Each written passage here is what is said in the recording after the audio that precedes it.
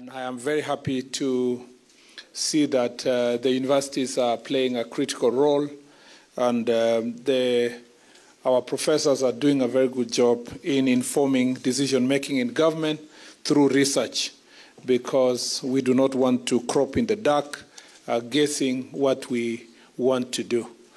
As in furtherance of this research, I want to start by asking a question. How many of you in this room who don't have a close family member who is an addict of alcohol? Somebody who doesn't, you know.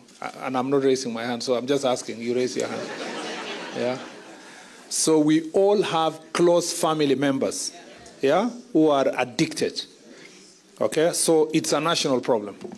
It's a serious national problem. I always, every time I conversed with the person next to me, my friend here, when we are sitting with political leaders, whether at the highest level or even MCA, everybody speaks about the struggles they have with a brother, a sister, a neighbor, a parent, and forget about neighbors. I mean, very close nucleus family members who are struggling with alcohol. So this is a very serious issue. It's a very serious national issue.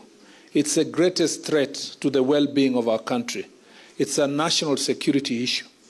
The well-being of our country is threatened by drugs and substance abuse.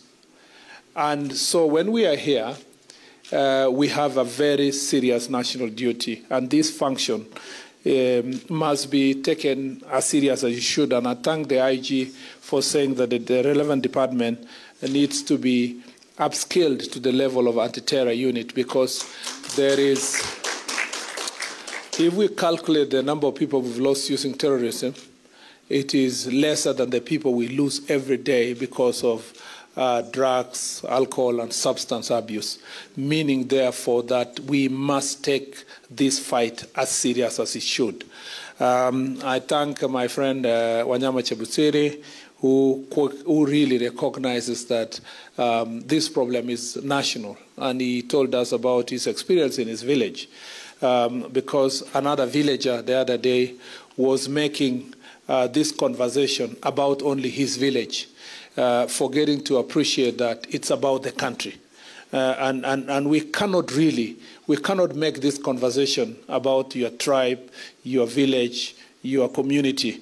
This is a serious national issue that does not deserve to be, reduced to political boxing. It is important for all of us to make sure that we take this thing very serious. And as a government, and you saw the IG speak here, the IG has spoken as the Inspector General of the Republic of Kenya to signify the fact that we take this thing seriously nationally. And the government of Kenya does not target to allow alcohol to certain villages and people who have failed in the past to make money, because they have now lost the opportunity to make money in their pretentious efforts to fight alcohol, are cheapening this conversation. And this is a very serious issue. So I want to say that this thing is very passionate for me, but let me read my speech. University life is a transformative journey, as we all know.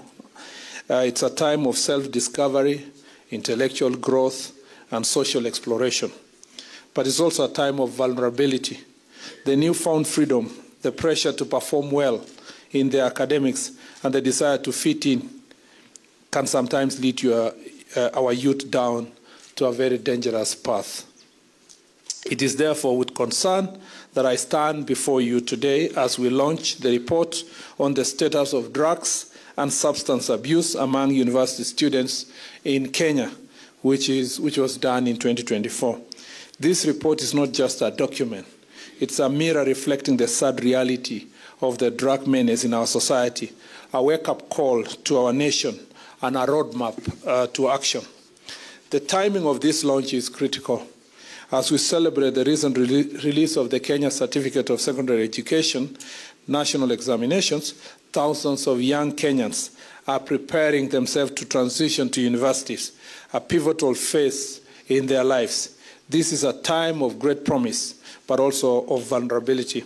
It is a time when great dreams are nurtured, but also when temptations can derail those dreams. I extend my heartfelt gratitude to all stakeholders who contributed to this report. Your dedication to understanding and addressing this issue is a testament to our collective commitment to safeguarding the future of our nation. Ladies and gentlemen, the findings of this report from 17 universities sampled are both enlightening and alarming. They reveal that 45.6% of university students have used at least one drug or a substance in their lifetime. Even more alarming is that 26.6% of our university students are currently using this substance.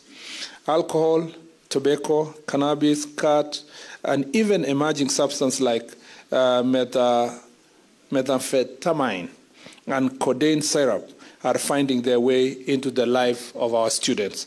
We often think of drugs and substance use as an issue that predominantly affects men, but the reality demonstrated by this report shows that the female university students are also becoming increasingly more vulnerable. A reminder to us that addiction knows no gender. And this is very sad because this is not the gender equality we were looking for. It was not a gender equality in sharing drugs together. We must urgently address the unique challenges our young women face and ensure that they are not left behind in this fight.